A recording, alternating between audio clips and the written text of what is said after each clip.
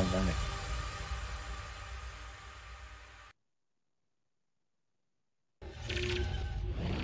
Ayan. Hello, hello, hello, hello. Hello! Welcome to Daxdakan episode 5. We meet again. Medyo na-delay tayo na-postpone ng a few weeks. Supposedly, bi-weekly tong Daxdakan natin. Naging monthly na lang siya ngayon. Apologies about that. Pero maraming salamat to all of those who still joined us today. Wala na ako sa first page yan. Again, thank you very much to everyone na sumali pa rin. And without further ado, simulan na natin. By the way, I posted yung Teams link natin just in case you want to join the conversation. You are super free to go on mute. I am, kumbaga, strongly encouraging people kasi nga nagsimula yung concept na to supposedly as Daxdakan. So far, yung mga host lang yung usually dumadaksdak. So, hopefully yun. Kumbaga next year, new life, more kumapal sana yung mukha ng mga audience natin. So again, welcome to episode number 5. By the way, I hope, mukha naman nagtatransmit yung audio ko. Munti ko na namang malimutan lumipat ng screen. Buti tumitingin na ako sa actual live content ko. So, balik tayo. Ayan. Welcome to Daxdakan episode 5. So, similar to previous Daxdakans, intro muna tayo. So, about us, about Power BI Pilipinas, we are an online community of, hindi na pala updated yan, 10,000 plus pa rin yung nakalagay. 11,000 plus na tayo. And again, thank you to everyone who keeps on joining us or to everyone na pinapakalat na join Power BI Pilipinas, ganun. So, thank you. We are 11,000 strong. We are on Facebook. We have an official Fabric community, Microsoft Fabric community that I will be repeating in a bit. We are on LinkedIn. We're on Discord. We have a YouTube channel. We have a TikTok channel. We have a Spotify podcast, which is this one, yung Daxdakan. So this will be uploaded probably tomorrow. Depende.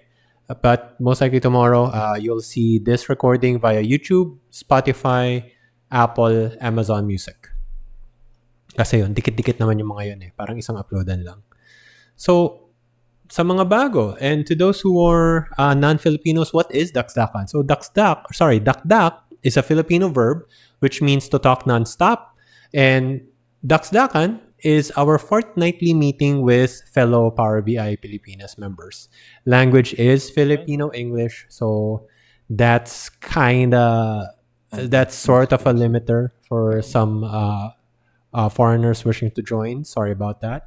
But yeah, topics would include Power BI updates, best practices, features, industry applications, ask me anythings maybe in the future, etc.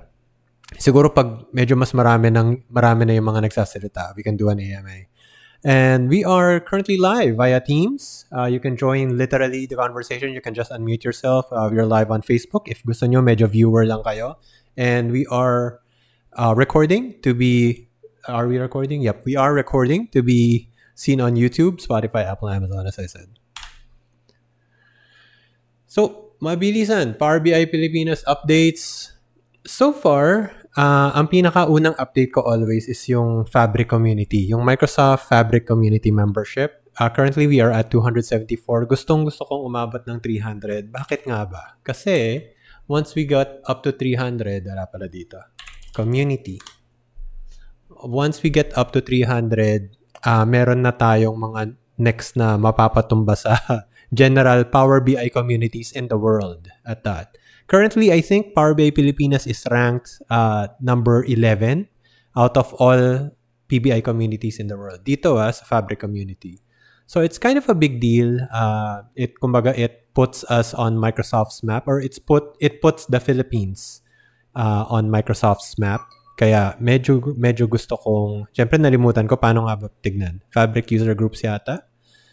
And then if I go to Fabric user groups, I pick Power BI specifically. And then from Power BI, I click on see all groups. Ang alam ko meron ditong sort eh. You can sort by total members, member count, high to low. And from here, eto na nga yun. Parang ito 511 members yung India MS Fabric User Group, which is hindi ko pa tina-target. Malayong-malayo tayo. And then yun, ayun tayo. So we are 1, 2, 3, 4, 5, 6, 7, 8 na pala. Sorry, hindi pala 11. So we're number 8. Pag umabot tayo ng 300, yun, we're inching closer and closer to Nigeria. So, yun, gusto kong umabot tayo dun. It's a long, kumbaga, it was a long journey. We started, sa mga nakakaalala, to those who've been with us for like 3 months ago, ang alam ko nung sinimulan ko to, or sinimulan ko yung advertise nung PBI Pilipinas Fabric Community. We were down at number 16 yata. Parang wala pa tayong 100 members nun. So, yeah, thank you very much to everyone who joined. If you are not in the Fabric community, please try to join. Bukod sa you'll be helping out putting the Philippines on Microsoft's map, medyo nasa Fabric community kasi yung mga medyo complex na sagot. So, ang tingin ko kasi ang always the advantage of Power BI Pilipinas in Facebook is yung ease of communication, di ba? You can speak in Tagalog, you can chat, you can actually yun, madaling mag-chat. You can just open up a group chat, tanong kayo. Maraming sumasagot. And again, thank you very much sa lahat ng sumasagot. And maraming special thanks to all of my moderators. It's end of the year. I know I've been saying that quite a while, pero yun, sa lahat ng mga moderators ng Power BI Pilipinas, marami na kayo. But still, thank you very much for maintaining the group, and special things sa mga laging nakikita kong sumasagot. Sina Mel, sina Dane, and marami pang iba eh. So, thank you. So, ayun. Going back, that's pretty much, sorry, naputo pala yung thought ko. So, yun nga, the advantage of PBI Pilipinas is it's much easier, it's much accessible, language-wise, app-wise, kasi sa FB, magbukas ka lang ng FB Messenger mo, pwede ka na magtanong. Pero with Fabric Community kasi, pinaka nakita ko parang advantage no, is yung mga medyo complex na tanong, ang sasagot sa iyo, worldwide. Kumbaga, mas marami kung meron kang mahirap na tanong na walang makasagot ng direct within PBI Pinas, I always recommend na try to post dun sa forum ng Fabric mismo. So, yun. And you'll create an account kung ganun yung gagawin nyo. And pag nag-create ka ng account, please join us. Yun lang naman. LinkedIn page followers, di ko na masyadong hinahabol to. Pero yun, just in case you have LinkedIn, meron tayong group doon and meron rin tayong page. So, you can follow us dun sa page. And, excuse me, maybe more important, Power BI Desktop, December 2023 has been released. May post yung Power BI Pilipinas page about highlighted updates, yung updates sa on-object interaction. Actually, you'll know immediately na nasa December update na kayo pag lumabas na yung pop-up na do you want to stay on the new visualization pane format, or do you want to check out the classic or go back to the classic format again? Search natin yun. We have the time naman, so search natin. Why not? Power BI December 2023. Update. Ayan, 2023. So you'll... Teka. Nasa Teams yata. May naka-speaker. Ayan, wala na. Salamat. So, balik. Ayan. So, December 2023 update, you'll immediately know na nasa bagong version kayo if makakita nyo to. So, this will pop up once you're on the December build. Tawag dito, no reason usually to not update kasi wala rin kayong choice eh. Your Power BI service will get updated to the most recent version. Actually, for December, nauna ng 1 week. 1 whole week yung Power BI service. Tapos hindi pa sila nakakapag-deploy sa desktop ng December 2023 version. So, yeah. Update yours if you're still on the old version. I hope wala kayong masyadong red tape at problema sa mga IT department niyo sa pag-update. Medyo blessed ako sa part na yun kasi yung company namin, may admin rights kami sa mga laptop. So, kanya-kanyang update lang via Microsoft Store. So, ayun, that's one thing, yung update nga sa sa pains, sa OOI. Check natin mamaya. Depende sa time siguro. We do have 1 hour. Medyo very extremely loose yung topic for today. And hindi enough for 1 hour yung mga i-discuss ko. So we'll see if daanan natin yung December 2023 again later. And isa pala sa i-highlight ko, I have not tried this though, pero extremely promising alerts via Data Activator. So if you may or may not know, you have the option naman to create subscriptions, diba? Inside Power BI service. Ang subscriptions, yun yung mga mag-i-email yung Power BI service ng isang page ng Power BI report mo. Tapos yung isang page na yon, pwedeng matitrigger siya every time nare-refresh yung Power BI report. Usually once a day lang yung setting ko. I'm not sure if you can do more. Pero common scenario in my case is maglalagay ako ng ganong klaseng subscription na at any time within the day, yung very, very first refresh niya, magsasend siya ng email dun sa mga selected na tao ko. So, really nice way to tell higher ups, senior managers na yun nga, we have a new update. The Power BI report has been updated. Pwede nyo nang tignan yung latest, ganun. So, this one adds another level to it, yung alerts kasi yung alerts dyan is specific to KPIs na.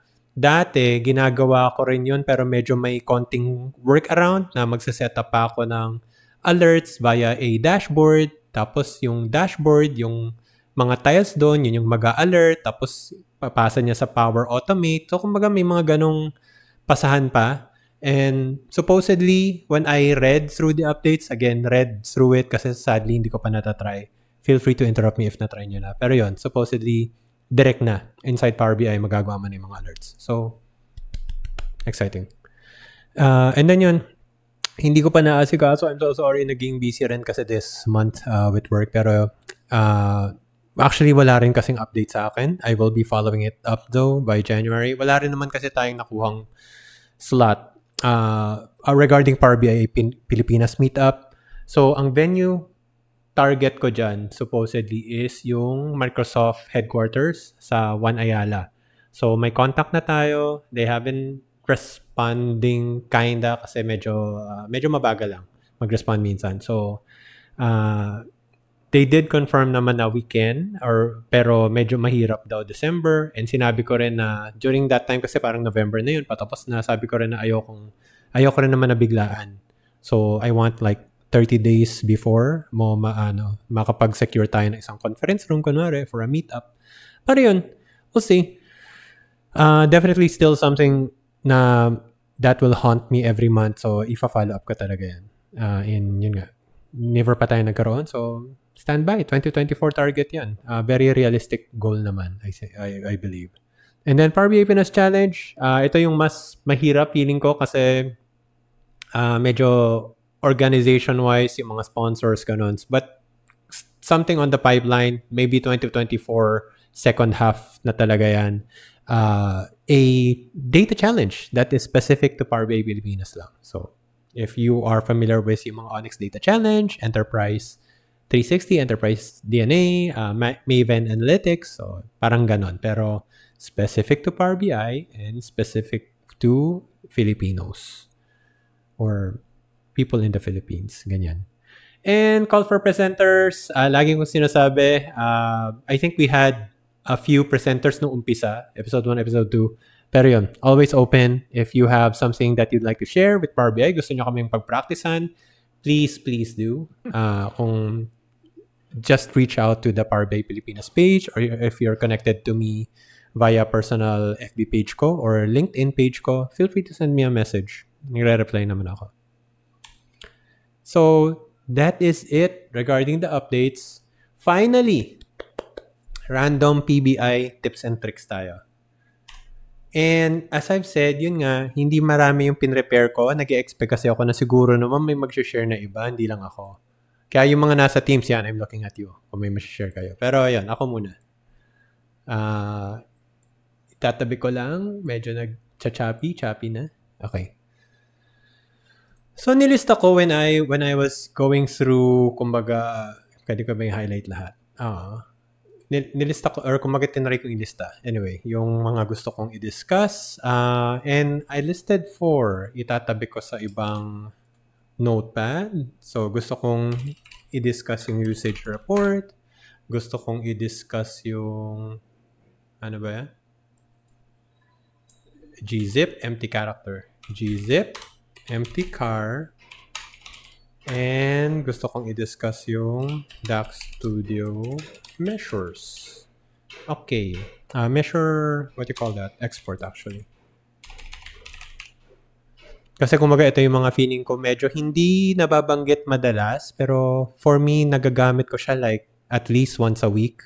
At least on my current current job description. So yeah, results may vary. So, usage reports. Doon muna tayo. And kailangan kong pumasok sa ibang account. And malamang hindi ako nakalagin. Hindi nga ako nakalagin dito. Happy holidays, Arman! Sir JP! Happy holidays! Salamat sa suporta. Si Sir JP, follow niya yan.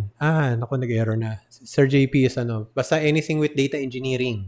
Ganyan. Mga medyo programming side si JP eh. Follow niya lang siya. Marami kayong matututunan. May YouTube channel din siya. Ayoko lang matuto. Pero kung gusto ko matututo ka. Kasi very simple mag-explain si JP. Tsaka yun nga, hindi na kasi applicable sa akin yung mga ibang ang dami ng programming language na binabato ni Sir JP. Power BI. Mali. App.Power BI.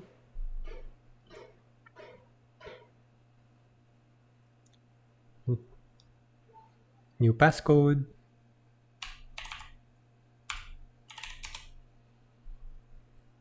Yon. Please bear with me as I log in.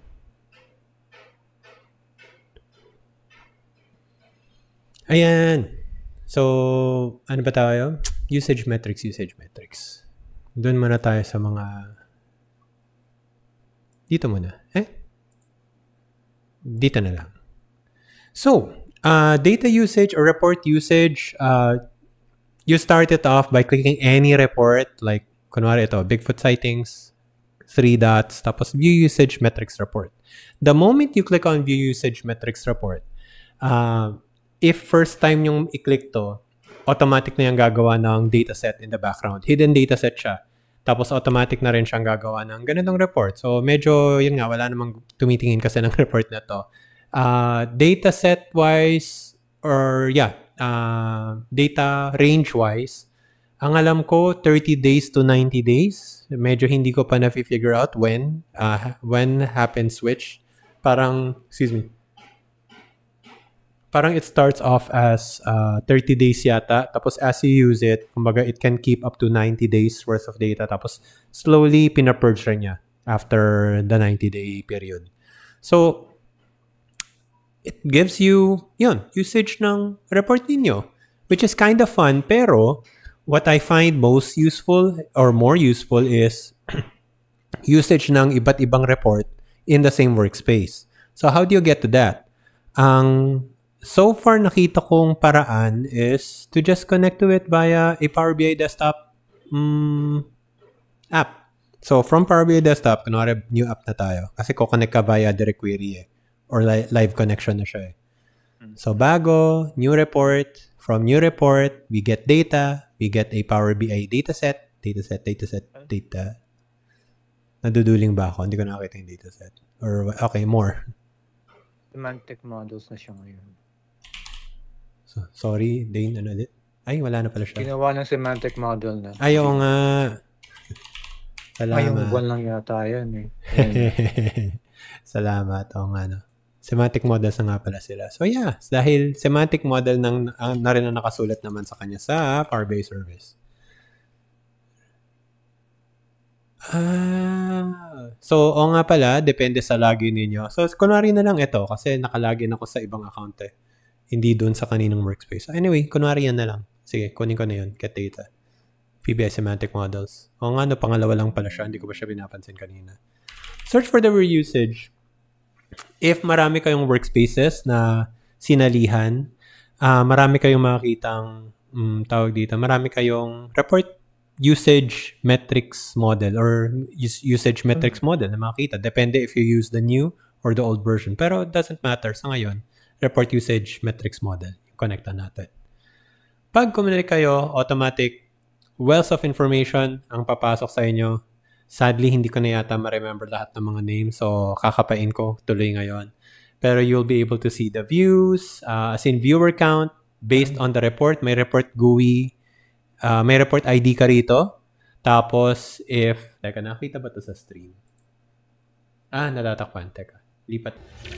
Screen. Yan. Sabi ko na nga ba nasa lower right So, may viewer count ka dito sa baba. May views count. Tapos, yung report GUID mo, makakonect mo yun sa reports. Ayan, may display name. So, kung ano yung name ng actual report, wala pa yata akong report dito sa workspace na to. Meron. Dalawa. At reports usage metrics yung isa. So, kunwari, yan. Babata mo yung viewer count. Makikita mo. Although, yun nga, wala yata data for this one. So, sadly, yan, wala kang lalabas. Pero, you'll be able to see the report. Anong mga pages.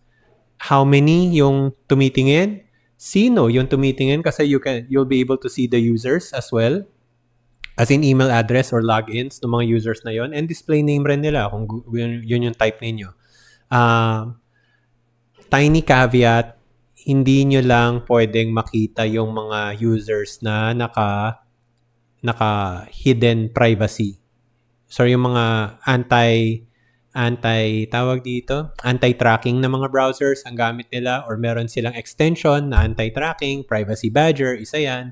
uBlock Origin yata, hindi ko sure. Pero nung naka-Privacy Badger ako, hindi ako lumalabas sa mga report usage metrics. Kailangan kong disable yung extension na yon specific to app.powerbi.com para ma-recognize ako. Kasi nga naman yun, binablock nung extension ko yung tracking ko. So, effective yung extension in fairness.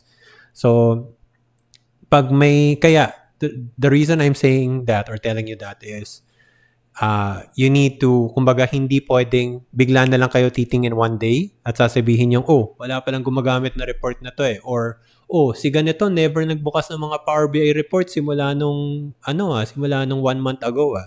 Kasi, kumbaga, that's a real possibility na may extension sila or yung browser nila is anti-tracking. So, may exempt sila. So, you need to, in a way, kumbaga, kailangan yung magkaroon ng kick-off na ito yung nakita kong reports initially. And, kumbaga, you can dress it up. Of course, I can't dress anything up sa ngayon kasi walang data dito. So, let's take a peek sa my data. Saan ba tayo? Balik ako dun sa isang browser yan. Lipat tayo sa ibang workspace na sure akong may data. Tapos usage metrics din tayo. Yan. So, in this case, you'll be able to see na yun. Kumbaga, this one contains 3 months worth or 2 months? 2 months worth since November to December. So, 60 days worth. Tapos, ilan yung viewers, ilan yung users, unique users to, ilan yung reports na hinighlight ko in this case, ilan yung pages sa loob ng reports na yon. And, 89 days nga worth of data. So, and yun nga, you'll be able to see very specific information. Again, assuming na hindi sila naka-privacy or naka-anti-tracking. So, ganun. And that's yun. So, you can, kumbaga, from the data that you have in front of you or available to you, you can pretty much do a lot. Oo nga, kanina pa ako nag-hand gestures. Wala pala ako sa stream. Pero yun, you can do a lot of things based on information available here. Galing lang sa default na report usage metrics. And kumbaga yun, I noticed na wala masyadong kumbaga discussion about it, pero super useful, especially if you're working talaga sa corporate and ang dami ng kumbaga, ang dami niyo ng reports, ang dami ng users at hindi mo na alam kung nagagamit pa nga ba yung mga reports na ginawa ko from last year. So yun, it's a good check. Next up. GZip. So one of the things na actually, ngayon, recently, hindi ko na masyadong nagagamit. Pero, kumbaga dati, when I was using SharePoint a lot, sa import ng mga data is there will be sometimes na naka-CSV yung data ko sa SharePoint. There will be times naman na naka-Excel yon, pero there will also be times na naka-archive yon. And medyo ang laking tawag dito, revelation sa akin na kaya palang mag-decompress within Power BI. So, hindi ko na siya gagawin kasi wala na akong SharePoint data ngayon na ina-access. Pero yun nga, kumbaga, para mabilis rin tayo. So, for example, ito yung normal na SharePoint SharePoint code mo. Di ba? Web.contents yung ginagamit kasi noon eh. So, web.contents, yung URL kung nasaan, blah, blah, blah. Tapos, ganun lang kasimple, source. All you need is this single line. Assuming gzip to yung dulo nito. Actually, bakit CSV? Hindi, sorry yun. csv.gzip nga. Ayan. So, ito yung file niya eh. Ayan. Yung shremide.csv.gz.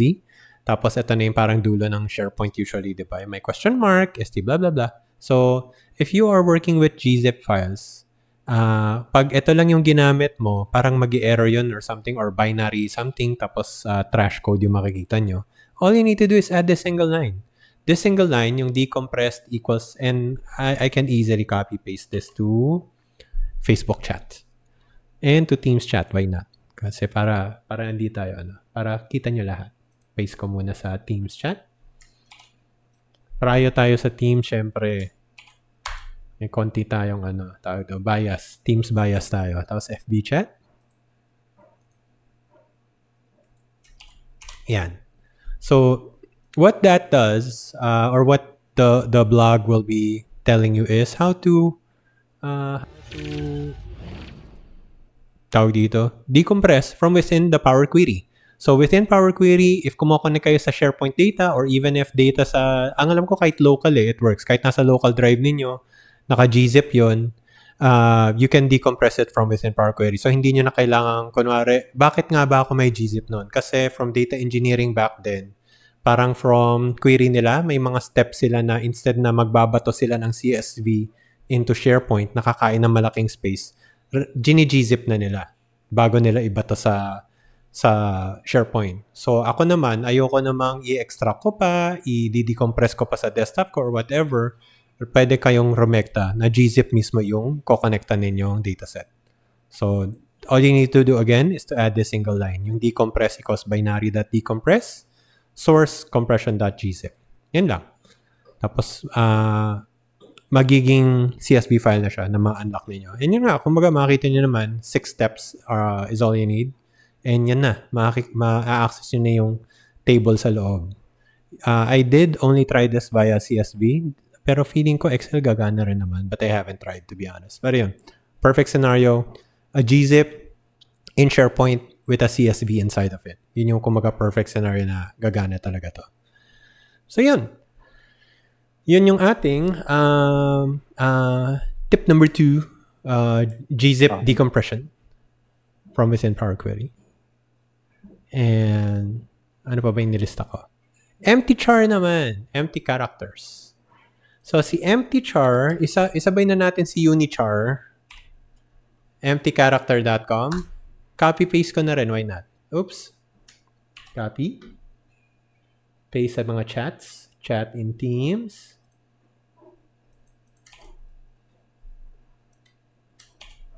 Oh, syempre hindi ako makapaste. Hindi kaya ito na-copy. Did I copy? Copy? Or nasira ba ang keyboard ko? Ayun. Enter there and enter here. So, ano ang silbi ni empty character? emptycharacter.com. So, if you actually go through the website, ang dinidescribe niya dyan is parang a way to send empty messages in WhatsApp eh. Kasi, bawal kang mag-send ng empty. Bawal yata sa WhatsApp mag-send. Hindi ko alam hanggang ngayon. Pero yun, dati yata bawal. Kahit space lang yung isend mo, hindi niya i-accept, mag-error siya. Or hindi ka niya i-allow na mag-send ng blank message. But, it will allow you to send this specific character, yung empty na character nga. So, ano yung empty na character? Scroll down, scroll down, scroll down. You can copy with a button. So, copy to clipboard. Tapos, let's open a blank notepad. So, blank notepad, ito yung space. space, space, space, space, space, di ba? May ganyan. Empty character naman, iba-backspace ko muna, tapos ipe-paste ko yung kakakopy ko lang na empty character.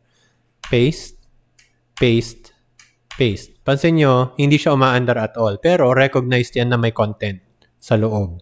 Ano yung silbi niyan sa Power BI? Ay, sorry. Teka. Kung mapapansin nyo sa baba, nare-recognize siya ng Notepad++ eh. May length 9 na ako. Although yun nga yung ginawa ko, nag-paste ako ng and seemingly nothing. Hindi gumagalaw yung cursor, pero may content siya. May nade-detect siyang content. So, ano yung silbi kay Power BI? Hindi ko na maalala, sadly specific, pero marami. One of which, if tama yung memory ko, is there are times in which nalimutan ko kung sa button name yon or sa, ang alam ko button names eh. Hindi ka makakapag-enter ng maraming spaces sa names ng buttons. Kasi pag nag-enter ka ng, say, 10 spaces, automatic ititrim ng Power BI yon to 1 space pa rin. There will be times na gusto mo ng 10 spaces kasi gusto mong wala rin kasing Alt-Enter, Shift-Enter, Control-Enter, wala ring line break basically. Walang line break sa loob ng button names. So, kumbaga, entering empty characters, a lot of them, mga, kumbaga, 10 empty characters would be enough to force a line break dun sa button space mo. So, yun yung isa. The other week then, nagkaroon ako ng application sa kanya kasi I needed to come up with a very, very slim column name or column header. So, kailangan ko ng column header na tipong, kumbaga itong sales, kailangan ko siyang mapaliit, ganyan. And hindi naman ako makapag-space sa name nito. Actually, pwede nga ba? Tatanggapin. Ay, tinatanggap pala. Ay, tinanggap in fairness. Pero masyado ko napaliit at hindi ko na siya maklik. Ayun. So, in fairness, tinatanggap naman pala. Pero kumbaga, I forgot specifically kung bakit ko kinailangan ko yun. Alam ko dahil dito ko ginawa sa row headers. Pero yun, anyway, my point is, space, enter. Tinanggap rin naman, in fairness. My point is, if there will be times na kailangan nyo ng blank na character and the space does not work, and there are, kumbaga yun nga, patsi-patsi kasi parts of Power BI na pwede or hindi. So, that's an alternative. As of now, space yung ginamit ko dito. Oops, rename. If ginamitan ko siya ng empty character, Control V, pansin nyo, hindi gagalaw, hit enter, ganun. Tatanggapin pa rin siya. And now, it's even slimmer than before. Mas wala na talaga. Yun kasi yata yung gusto ko, yung, as in sobrang walang-wala na siya. Yung space parang meron pa siyang extra pixels eh. Mas manipis yung empty character na bibigay niya. So that's why I use that. So kumbaga ganun lang. Mga very niche or niche kung tutuusin, very specific use cases, pero yun, it helps if you know it. And ano pa ba? And lastly, kumbaga side still something na ewan ko, yun nga, again, for me, madalas ko magamit. I'm not sure if meron kayong mga application, pero for me, parang mga every week ko rin biglang, buti na lang may ganito, nagagamit ko, is getting all of your measures out of your Power BI via DAX Studio. So, external tools, ito na yung gawin natin example kasi naka-open to, and ito yung parang non-business related na na sample ko palagi. So, you open DAX Studio from your Power BI para madali, para nakakonect na rin siya sa ninyo, sa correct dataset ninyo. Wait for it to open. Once it is open, all you need to do is go to the DMV tab dito, tapos go to, or actually search for measure. Kaya nga madali eh. Search for measure, and then double-click MD schema _ measures. Nakastore na dyan yung procedure na kailangan ninyo. Tapos yun. Click here, and then simply run. Pag hit nyo ng run, maximize ko lang to. Andito na lahat ng mga info sa mga measures ninyo. Scroll to the right, andyan yung mismong expressions ng measures ninyo. So, napatingin ulit ako. Okay, hindi ko naman binablock masyado. So, andito na rin sa right yung mga expressions mismo. Ang tawag dito, SQL, measure names, mga ganon, kung nasa ang folder siya. And, usually, ang gamit nito sa akin is may mga hinahanap akong certain either functions or certain measures, saan siya ginamit, mga ganon. And may mga other tools na rin actually to check for dependencies ngayon. Pero may mga times kasi kanina, for example, i-run ko muna to on na gusto kong i-export to a CSV. To do that, click on results, click on static. Ito, yung Excel icon na static lang naman. Tapos hit run again. When you do that, tatanungin kayo saan. Let's save it on my desktop. Call it measure or mess. Click save and mabilis na yun kasi wala tayong measures naman. Double click. Ayan. Ang specific na use case ko sa akin kanina was nagkaroon ako ng edit na kailangan gawin sa lahat ng mga measures ko na merong today function. So, hindi siya exactly dependency, pero yun, kumbaga, pag naghanap ako ng today, makita ko lahat ng mga measures ko na gumagamit ng today function. Now, ang limitation netong export is, hindi ka makakapag-export ng calculated columns, hindi ka rin makakapag-export ng calculated tables. May method din, may way din to do those. Unfortunately, hindi ko alam of that on the top of my brain, pero nagawa na rin siya ng teammate ko. Yung columns. Yung tables actually hindi ko sure. Pero yun, calculated columns, there's also a way to do that. So, ayun lang naman yung tips ko from my end. Diba? Mabilis lang. Dane, yep. Feeling ko meron ko ng gusto share. Yeah. Yeah, may addition ako dyan. Ano siya? Release siya ng December. So, if you are using December update, Yes. Punta tayo dito. I-paste ko yung ano para mapakita mo yung chat ko yung link. Nag-chat ako ng link. Meron siyang info.measures kung mag-evaluate ka. Ayan. Ayun bago ngayon, basta meron kang DAX query.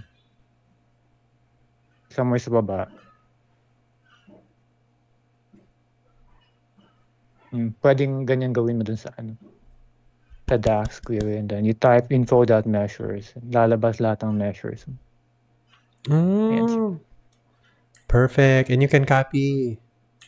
Gawin natin. I think pwede rin siya sa tables. Oo nga, meron. Meron pang calculation group Amazing. So, evaluate natin yun. Measures. Yeah. Run. Yay! Oo nga, mas madali pa to. Hindi ko na kailangan mag-open ng DAX Studio. Yay! Expression. Pero hindi ko pa nasusubukan yun. Nakita ko lang kahapon. Pwede kong susubukan. I love it. Oh, nakita ko lang yung title kahapon sa Power BI blog. Hindi ko pa ino-open. So, thank you! O, diba? Yan yung Kaya dapat nagbabasa kayo ng mga updates agad-agad. Pero yun, thank you. Magagamit ko to actually. Yan nga. And I can retire the DAX Studio method. Kasi, wala akong dito. Sayang, wala akong calculation groups Pero exciting yan. Gusto ko tuloy i-try. Kaya mo kaya info.columns kung maglalabas ba siya ng calculated column?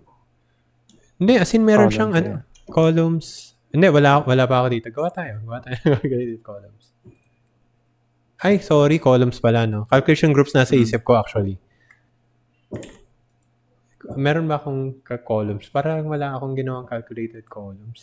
Meron nga ba? Gawa ka lang ng dami, any calculated column. Yeah, go. Or meron naman nasa order details 6. So, tingnan natin yan. Columns, may hotkey ba yung run? F5. Napaka-useful. Hindi, lahat ng columns to, literal. May table yata, may table name. Table ID lang. Source column, format string. Hinahanap ko kung kumaga there's a way ba na sinasabi niya yung laman. Expression na yun. Kasi kung merong expression, yun na yun. Ayun! Meron nga. Ayan So, perfect. Pasok yung columns. Ano ngayon ang itsura pag meron kang nalimutan ko paano nga ba gumawa ng ng calculation group. From inside here. Nalimutan ko. Gusto ko mag-try ng calculation groups dito sa Pwede, di ba? Pwede nga ba? Naalala mo ba? Pwedeng gumawa ng calculation groups, di ba? Or view pa rin? Pwede na, di ba? Nasa... Ang banda. Delete from model. Hindi eh. So, semantic model. Nasa relationship view yata siya. Nasaan ba ako? Oo nga. You're right. Ayan. Model ako rito. Calculation group ako dito. New calc group. Yes. Sige. Nasa ano pala ako kanina. No? Anong tawag niya doon? DAX query view. So, kunwari yan na lang muna. Kahit yan lang. Gusto ko lang matry. Tapos balik tayo dito. Tapos info that. Calculation groups. 5.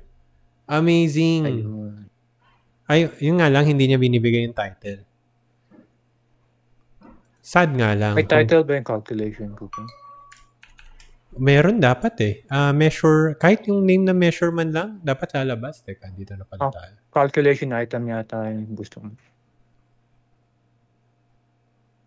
Oh, pero kung meron siyang calculation item. Yan na rin yung name, di ba? Hindi ba? Eto, kumbaga. Literal na yan yung name eh. Calc item 1. Tapos pwede akong gumawa ng isa pa. I assume. Dito? Ayan, pwede nga. So, ito dapat yung kumbaga. So, dalawa na.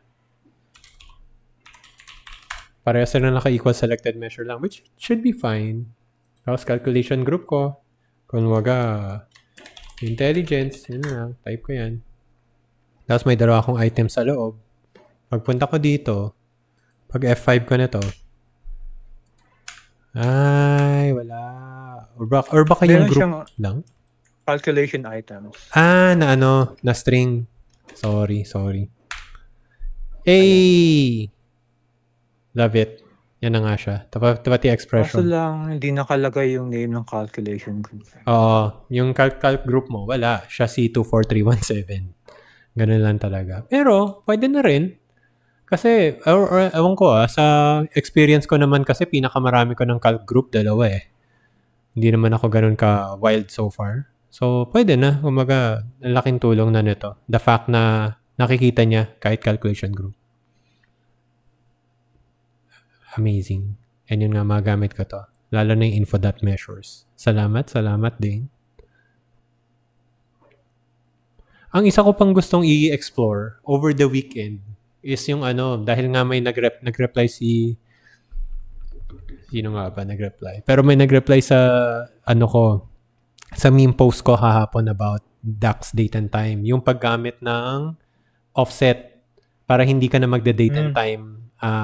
Magta-time intelligence inside DAX. Offset yung gagamitin mo all throughout. So, yun yung parang gusto kong maintindihan. Kasi pag na-master mo daw yun, hindi mo na kailangan yung mga date time. Tapos, although medyo work around ng konti, pero sobrang sisimple. Kasi Excel way of thinking ka na di ba? Pag naka-offset ka na lang. So, yun yung gusto kong itry sa weekend.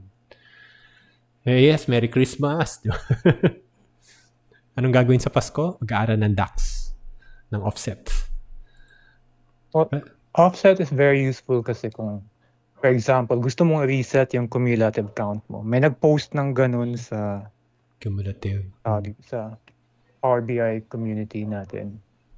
And asking kung pwede daw ba mag-reset ang cumulative count. Paano tapos reset? Yung solution ko doon. Sa gitna? Every time na may mag-blanco or mag-zero, babalik yung cumulative count.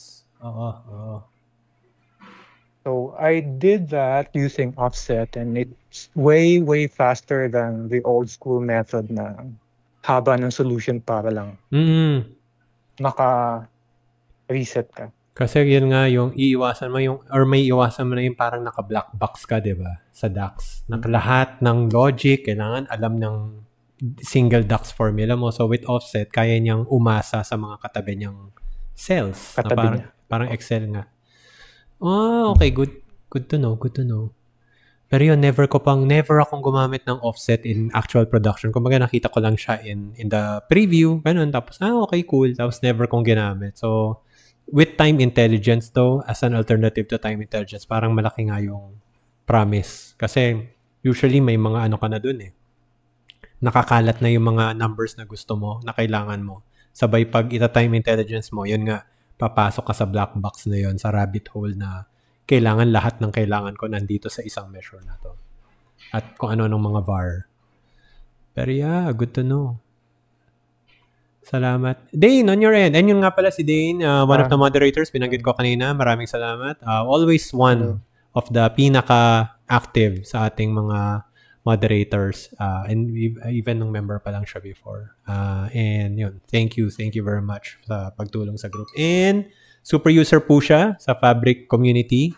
So palakpakan. Hindi lang tayo yung tinutulungan yan. Global po si Dane. Ang mga natutulungan niya. Ayun sir, ano yung meron, feeling ko yun, may mga share ka eh.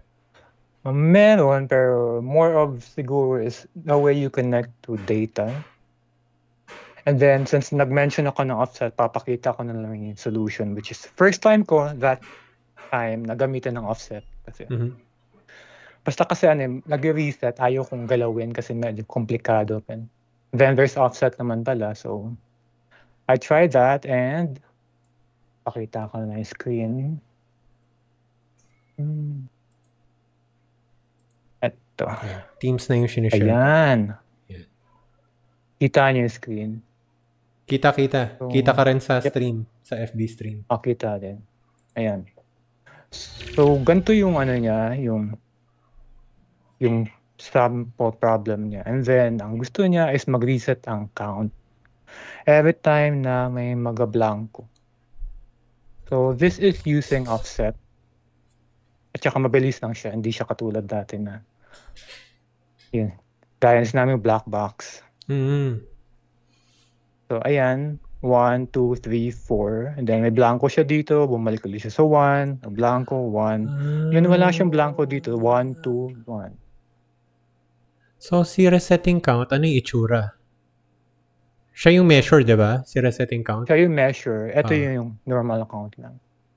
So, bali na siya. Combination siya ng cumulative saka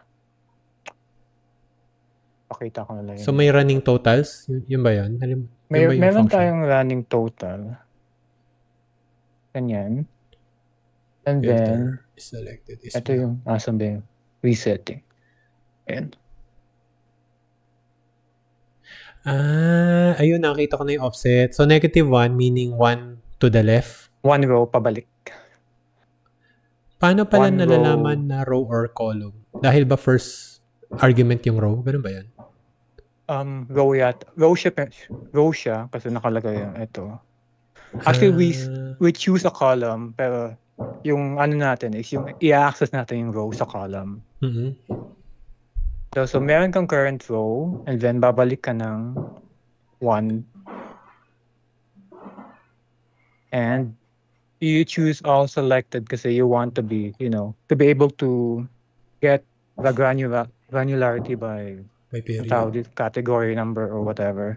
Okay. So we choose all selected and then we order this by date. Kumbaga kung the Excel way of doing this is kailangan mo i-sort para may mabalikan siya. Alam kung babalikan. Ang galing. But hindi yan yung talagang papakita ko. But this, kung gusto mo lang ng cumulative count or resetting count, yan. But ngayon papakita ko is how you connect to an Excel file with a twist. Kasi usually, gawa lang tayo na ito. So how you connect, ayan. Kunin ko muna. Lagay natin. Okay. So this is how you usually connect to an Excel file. You choose a worksheet, a table, or kung ano bang meron dyan. Transform data. Okay, and here we go. Ito na yung data mo. And then, the next thing is, kailangan mo pala yung iba pang worksheets. So, ang gagawin mo, duplicate mo ito. You go back to navigation, tapos papalitan mo siya ng ano bang meron sa. Meron tayong September, sige, January na lang. Jan 14, sige. Ayan, palitan natin ito. Ayan, 14. Okay. So ngayon yung problema mo is, what if napakadaming worksheet dito? So ilang taon? So ang gagawin mo ba is gantong manual na eto, Isa-isa. open mo siya para makakagawa ka ng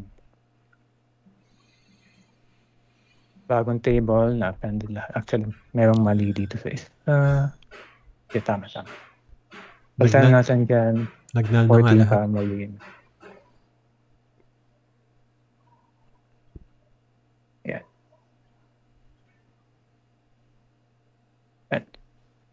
So, ito usually yung manual na process eh. Correct. So, okay lang ito pag mga dalawang worksheet. What if you have hundreds of worksheets? Anong gagawin mo? Iisa-isahin mo. Oh, syempre, hindi na. Hindi na siya practical natin. Correct. So, gagawin natin dyan is, duplicate ko lang to.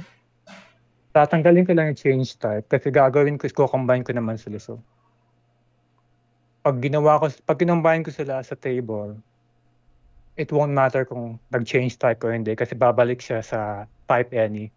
Oo. Reset din lahat.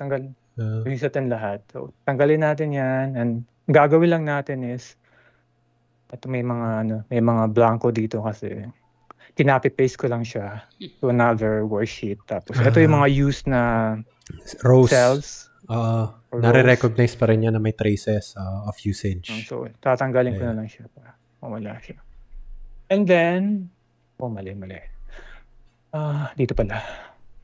Tanggalin, change type. Remove empty. Ayan. So, what to do is, I'll remove all steps after source.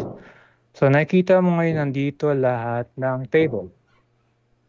Mm-hmm. So, ang kailangan ko dito is worksheet only. Hindi ko kailangan yung tables. So, first na gagawin is to filter by kind. Ito yung main, hindi ko siya kailangan. Gusto ko yung per month lang. So, is not equal. So, ito ngayon yung table natin. So, ayan. This is, pwede mong gamitin yung gantong route na i-combine mo sila or whatever. But, kasi append na rin yung mangyari dyan, di ba? Append mangyari. But this is not the best case. Especially if yung order ng columns mo is hindi magkakapareho. You can use this approach lang. Worst case, You're confident na pareho sila ng orders ng column. Kasi yung gagamitin natin dito pag i-expand natin siya is yung column 1, 2, 3, 4, 5 until 16 or ganyan. Yeah. Hindi yun talagang actual header niya. And yung mga headers mo, magre-repeat yun, di ba? Just in case. So, yung segment na column header mo sa column 1, segment yun. How many times? Ayun. Yeah. Okay lang siya na ganitong approach na expand mo kaagad kung confident ka na pareho sila ng orders ng column. So, what if si country nasa column 2 dun sa kabilang worksheet tapos si segment nasa ibang column siya. So, di natin yan gagawin. So, yung trick ko dyan is, ito na. Remove ko muna yung iba. Remove other columns. At least alam ko saan nangagaling yung data ko. I'll keep this sheet name yan. Worksheet name. Yep.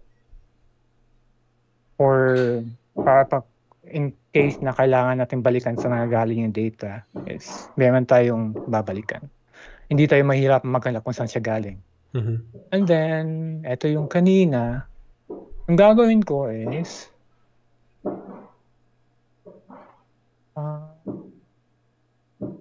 meron siyang navigation dito.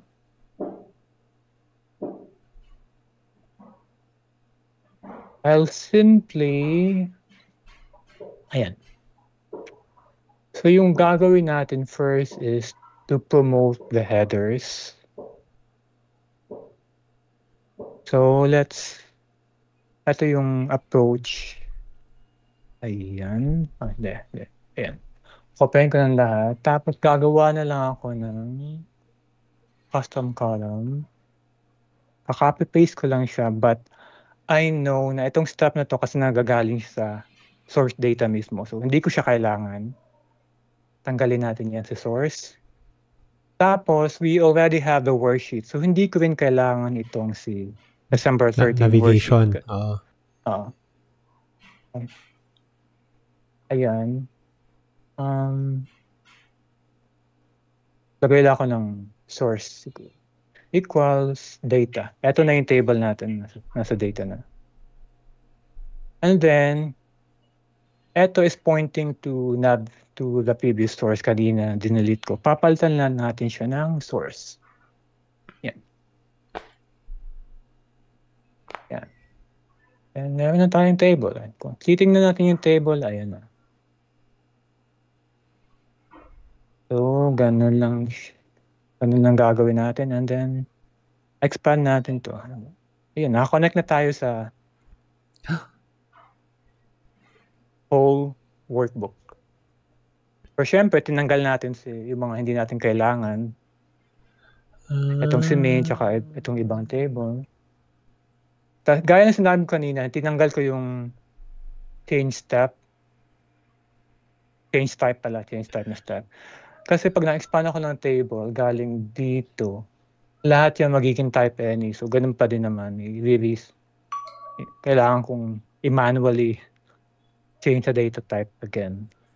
So, doon pa lang sa column, sa new column mo na naka-collapse silang lahat, naka-column header na sila. Naka-correct column header sila. Naka-column header na sila. Yep. Kasi yung ginawa natin is, balik tayo dito. Ito, tinanggal natin tong resource sa navigation. Kasi nag-navigate na naman tayo sa worksheet. Yun nga lang, hindi pa natin kinukuha yung table. Mm-hmm. And then, nag-apply tayo ng additional step, which is filtered rows. Pwede namang mag-change ng type dito. Kaso nga lang, pagdating dun sa kabila, final output natin, magiging type any naman sila lahat. So, it doesn't make sense. But for example lang, na gusto mo government lang, equals, so, mangyayari is, populahin ko lang lahat yan. Pwede mong ipasok ulit doon sa new column. Ipasok ulit doon. Nasa new column para. Hindi ganong overwhelming. Ayan. Tapos papalitan ko lang yung reference itong which is source. Dito sa Power Query, pwede naman kayong you can use the same applied step name as much as you can, but they have to be in the same let and in. So, dapat magkakaiba sila ng let and in. Kasi pag, for example, ayan na. Ganyan siya. Dikit ko lang ito. So, nested query yung nangyayari sa'yo, no? Nested. Kasi pag insert tayo ng step after, tapos gagawin natin siyang source, hindi niya tatanggapin. Kasi meron tayong source dito sa taas. But kung mag-nest ka, kasi para siyang isolated so tatanggapin niya ulit nga kahit may kapareho pa siyang applied step name dun sa taas. So, it will be fine. Kasi yung reference niya is within that nest lang. Mm-hmm. Ang galing.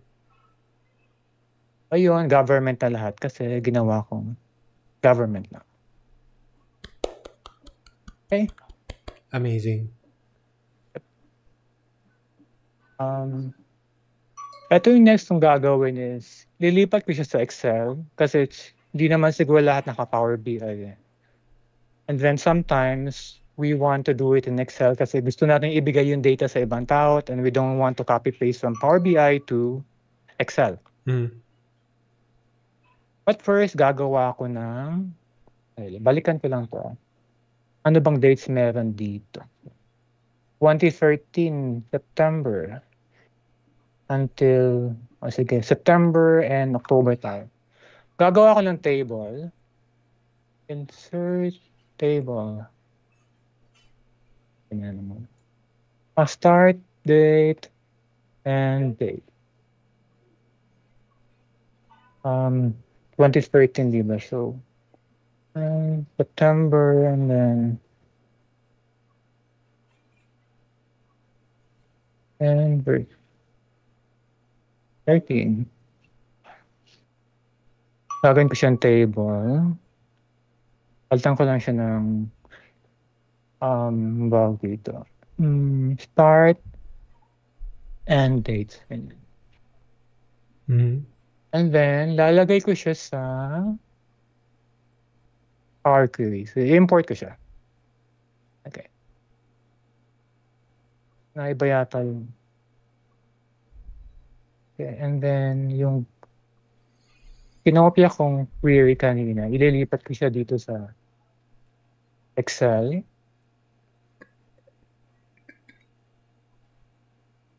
Yan. Andito na siya. Tatanggalin ko na rin. So, kasi hindi ko siya kailangan. Okay, gagawin natin data.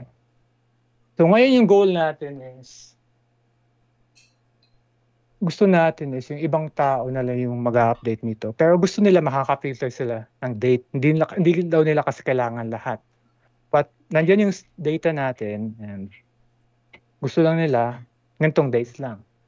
So yung gagawin ko niyan is ayun. First things first is palitan natin yung data type na date. Ayan, date. And then drill down tayo, gagawa tayo ng list. So, wala siyang drill dito, drill down.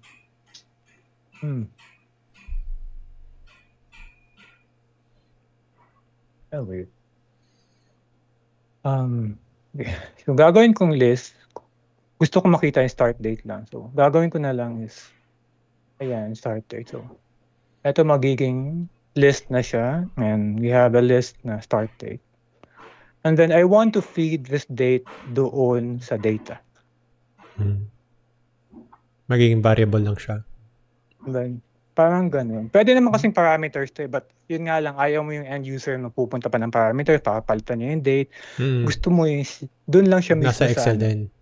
Sa Excel lang, magpapalit lang siya ng date. Tapos mag-refresh lang siya ng data niya. Parang naging entry form mo na yung Excel sheet na yun. Yep. Yeah. Ito kasi, kailangan natin siyang gawin as tax or single value kasi hindi tatanggapin to sa date filter natin kung list eh. Tama. So, ayan. Ayan. Ito na. Tapos, for example, start and date. Feed natin siya. Mga nalimutan ko na yan. Yung mga ganon. Yung mga ganon kasimple sa Power Query. Mga pag-list. Palitan muna natin ng date. Ayan. Tapos, date filter. Amazeballs. Custom na lang tayo. Uy. Watching si Arman. Good morning, Arman. Good morning, Arman. Ang isa sa ating pinaka-friendly na moderator. Ayan, start and end dates. Bakit tayo yung tanggapin? Ayaw niya kasi nag-expect siya ng date. So, maglalagay lang tayo ng kahit anong date. Ayan. Ayan, mag-error siya kasi wala tayong 2023 na date dito, 2013. 2013 lang siya. Tapos, ayan. Ganyan. So, kung minsan, mangyayari, magkakaroon tayo ng privacy error, privacy error. So, yung gagawin ko dyan is, in case na may privacy error tayo, kasi, yun yung common na magkaka-firewall issue tayo. I'm sure naka-encounter na kayo ng firewall issue. Tapos kung minsan kahit anong gawin mong troubleshooting, yung in-apply mo dati, hindi na siya mag-work unless tanggalin mo yung privacy settings, gawin mong none, doon lang siya mag-work. So, what I would do is, ilalagay ko siya doon sa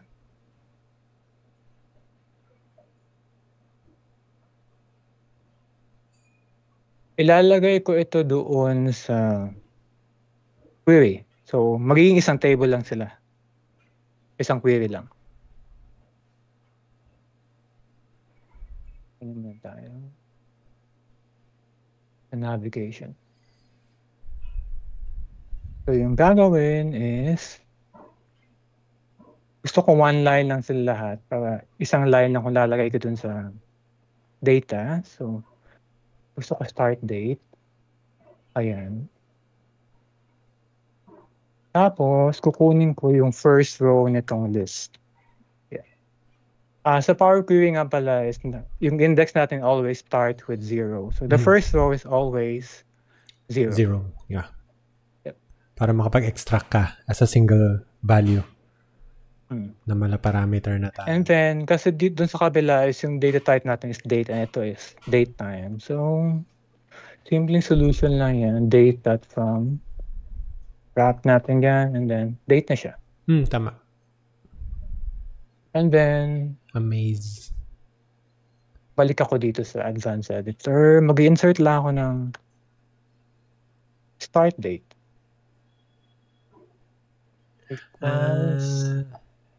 Lalagay ka lang siya dyan. Parang nag-declare ka na ng correct. Nag-declare ka ng var. Parang nag-variable na lang din ako. Correct. Tapos, yung kanina, nasa mabanda yung ito. So, papalitan ko lang siya ng pangalan nito. And then, start date. Save. Tapos, pwede mo nang i-delete yung first query mo. Pwede ko delete pero hindi ko mo di-delete kasi ano bang pangalan? Si start and date. Okay. So, hindi ko siya di-delete. Okay. Pwede namang bumalik ako dito. Ito na lang. Gagawa tayo ng end date. End date.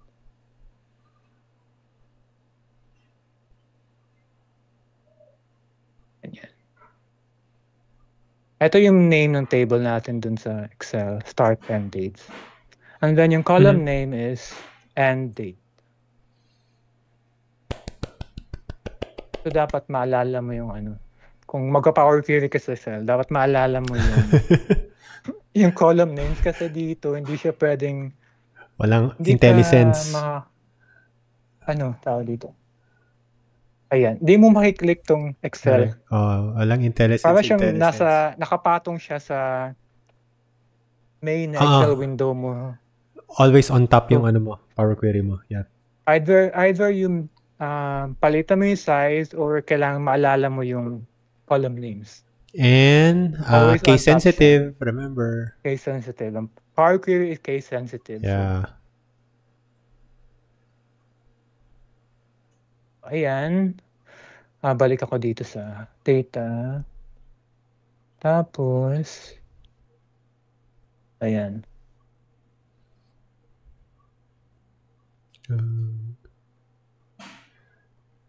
Oo nga. Para makapag-range ka. Amazing. Makapag-range ako. Ay, baka pag ginawa. End date. Tama ba? End date. Yeah, end date. Yeah. End date. Proper. End date na naka-proper. Tama. And delete na natin to. Linis. Hindi na siya nag-reference. Tapos, load na lang. Either load mo sa model or load na lang sa table. Kasi for example, gusto ng user makita as a table. Kaya gusto niya mag-auto-filter, maghanap ng data doon. Data and table. Existing worksheet, lagay na natin sa baba. Ayan. Load natin siya. Ganyan. So, hindi ko namin pinalitan yung data type kasi nandito siya. Mag-aano naman sa Excel, para siyang mag-reset ng kanyang sariling data type. So, ito kailangan pa siyang i-format.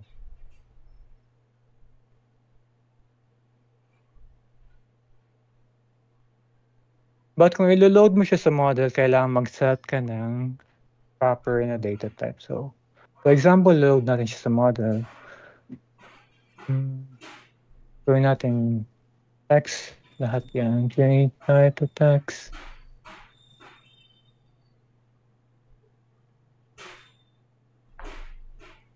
Ito whole number yata ito. I think for whole number. Except sa discount.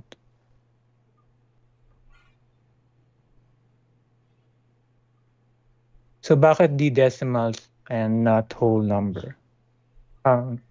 Bakit D-decimal and then whole number? Kasi, in decimal occupies bigger space than whole number. So if you want your data model to be as small as possible, then choose the correct data type. And syempre, mas malaki pa pag ginawa mo lang siyang text.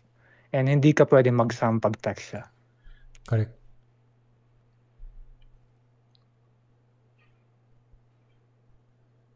Data cleanup.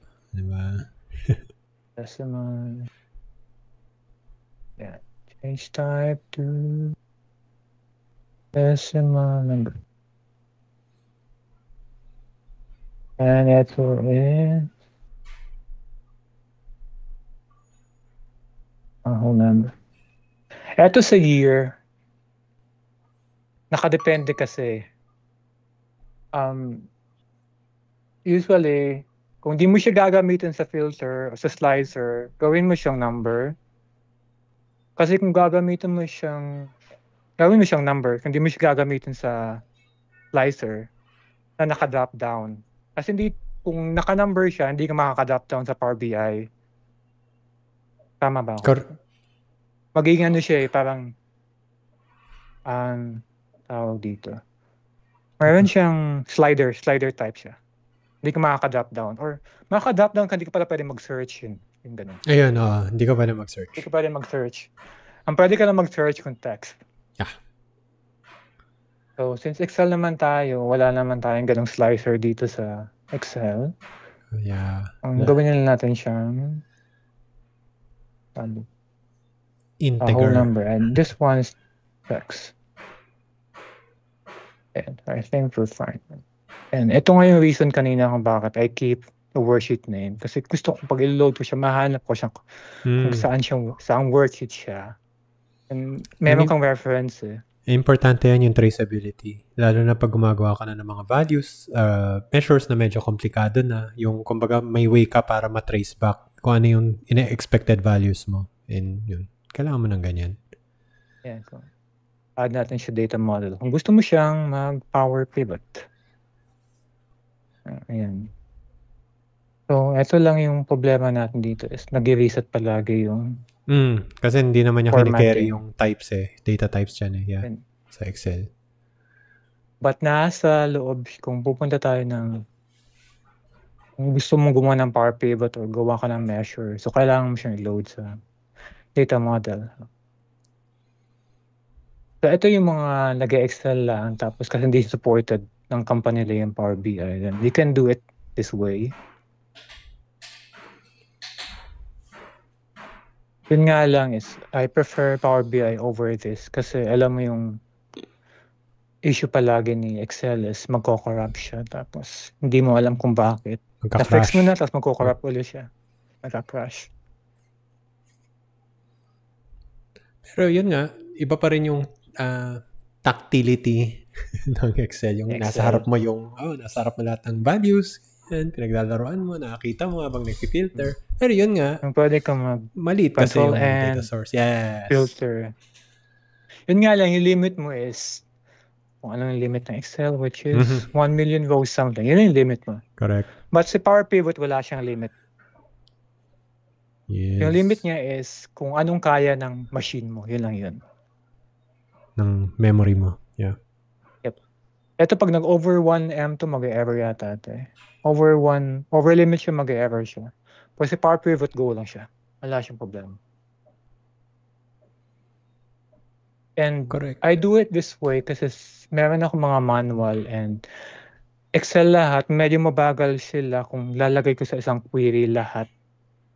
So, yung ginagawa ko, sini-ingest ko yung output ni Power Query as a table and then ilo-load ko siya dun sa kabilang Excel file para mas madali siya. Based on experience kasi masyadong mabagal kung ilalagay ko lahat sa isang Excel workbook, lahat ng query. And nagbabago-bago kasi palagi yung query. Depende sa data source. Tatanggalin ba natin yan? I-filter natin yan. So, ang ginawa ko na lang, I split them into different parts and then mas mabilis siya. Yun nga lang medyo may manual tayo na part na kailangan open ko yung workbook and then refresh. Dito naman is hindi mo na kailangan pumunta dito sa queries and connection. You can just click refresh. Or gusto natin na ano lang, pareho lang sila ng date. October 1 lang lahat. Ganyan. Can do it like that. Oh, it's weird. So, meron yata akong... Okay. So, meron silang overlap yata na ina-expect ko na ito yung worksheet name na tapos dapat ito yung date niya is same date. So, meron silang overlap. So, I hope you've learned something from this. Okay. I sure did. Or at least yun. Sure ako meron. Kasi yun nga. Tsaka ang dami ko nang nalimutan. Thank you sa pag-share ng mga Power Query acrobatics. Pero yun kumbaga, to the people who are comfortable with Power Query, syempre yay ito. Pero if you're not, notice na ang mga ginawa ni Dane, hindi heavy code Very, very light yung code. It's a lot of manipulation ng mga point and click na parts ng Power Query. Tapos copy dito or cut dito, paste doon. Ang importante is naiintindihan nyo. Oh yeah, konting galaw-galaw. Doon naman tayo natututo Mas madali kasi matunan pag mayroong GUI kumpara sa coding lahat. Medyo mahirap intindihin. And Power Query is kasi heavily supportive of that. Diba? So kumbaga, tinatry niya talaga or kumbaga ang dami na niyang nilagay na option sa Power Query front mo. Unlike other tools. Although yun nga, kumbaga, yun din naman yung medyo trend ngayon. Microsoft is one of the one of the leading ones sa ganun, sa low code, no code. Pero kumbaga yun yung trend in general na gone are the days na kailangan pag sinabing programmer ka, sobrang heavy set talaga ng mga typing na ginagawa mo. So marami na talagang ngayong point and click yung mga iba. Tapos if you want to go to the medium skill level, point and click / copy paste. Iba pa yung advanced na talagang kaya mo ng rat-ratin na tinatype ng lahat. So yun. Kaya mo imagine lahat. Imagination lang tapos code. Imagination and kumbaga yung pagkakabisa mo ng mga functions, 'di ba? Yun yung mahirap honestly nung alam mo na itong function yung para dito, itong dot na andito. Ganon. Kahit naman sa season makakalimutan pa din. Season Power BI developer, makakalimutan pa din ko ng function. Tapos, yun lang is magbabasa palagi yung documentation. Babalikan yung documentation. Kahit yung kumisa yung documentation, mahirap intindihin. Actually, mahirap intindihin ang documentation for a beginner. Yes. Pero kahit saan yun. Any programming language, walang lusot doon. And advantage is, yun nga, at least dumadami yung resources natin with Power BI, with DAX, with Power Query. And again, thank you very much kay Dane. Bitin pa pala yung 1 hour. Sabi ko pa naman kanina, dadaldalan ko kasi wala ako masyadong topics. Sobra. Pero yun, thank you so much. Appreciate always yung mga turo mo din. And again, as I've repeated endless times, not just here, pero for the group, most especially sa mga natutulong mo. Tuwing nakikita kitang sumasagot ng mga PBI support chats nila ng 2 a.m. Salamat. Adrian, baka may gusto kang i-share. Nandito ka rin sa Teams. Kanina ka pa nakamute. On the spot. Shy si Adrian. So, pero yun, salamat at hindi mo kami iniwan. At least hindi kami dalawa lang ni Dane dito. And salamat sa mga nasa FB rin. So, at least we have, 11, 14 viewers. Si Dennis rin pala sumali na. Hey, thanks Ramon. Si Dennis Demanda ako, also one of our mods. Dati active yan Ngayon kasi may business na Hindi joke. Pero yun. Kung more power rin sa'yo, Dennis, sa mga ventures mo. So, again, thank you very much. Happy holidays. Hope if you're celebrating. Ayan. Ay, sumagot pala si Adrian. Sorry, hindi ko nakita yung chat mo. Nag-pop up lang ng mabilis. Actually, newbie, aspiring. Okay, seeking for more knowledge. Well, thank you. And thank you for keeping us company. Appreciate it. And more power to you as well. Lagi naman namin sinasabi yon. The PL300 inside Microsoft Learn is a superb resource. Kung as in coming from nothing ka sa Power BI, kasi it gets you started as in literal from GUI all the way up to managing your own or administrating your own workspace. So if anything in between, may mga questions ka, and this goes to all of the newbies out there, ang dali-daling mag-chat sa group chat, ang daming friendly members. Feel free to also post dun sa mismong feed. If comfy kayo sa Discord, go ahead. Also yun nga, sa Discord ako lang yung sumasagot doon, and nagkakaroon ng times na namimiss ko rin. Pero if yun, ano lang naman yun, kumbaga I'll let it roll kasi I do feel na mas active yung mga tao natin sa chat as compared dun sa actual FB na feed. So if chat is the game, the group chats are there, Discord is also there, and lots of friendly members. Isa na si Dane doon. And lots of knowledgeable members as well. Na yung iba doon, hobby na ang sumagot ng mga tanong. So again, thanks to everyone for all of our newbies and skilled members and seasoned Power BI developers, mga Power BI-arists natin sa PBI Pilipinas. And again, naglilitan niyo na ako. Let's go back to the slides sa acting closing. Nasaan na yung Canva ko? Canva. So, oo nga pala. Maraming salamat, Happy Creating mga Power BI-arists. Meron akong maling nagawa. Nalimutan kong i-update yung survey supposedly at the end. Pero yun. Again, happy holidays. Feel free to scan the QR code that leads to taplink.cc/PowerBI Pilipinas. Nandiyan yung mga links natin for our other social media platforms. Again, Facebook, LinkedIn, most importantly, Fabric Community, and YouTube, TikTok. Hindi ko na masyadong na-update si TikTok, pero yun, may mga pa-konti-konti yan during certain times. Survey regarding this specific episode, I'll just paste it in chat, sa FB chat and sa YouTube chat. Gagawa pa rin ako ng isa. Kasi yun, I really appreciate if people suggest topics for the next episode. May mga times lang na yun nga, I may need clarification. So, I always post naman dun sa Facebook group if may mga clarification ako sa mga suggestions. Ganun. So, but again, always, thank you very much for the feedback. Thank you for joining us on this, on the 23rd of December. 2 days to go before Christmas. Merry Christmas to all of you. Happy New Year, and see you next year. Thank you, everyone. Happy holidays.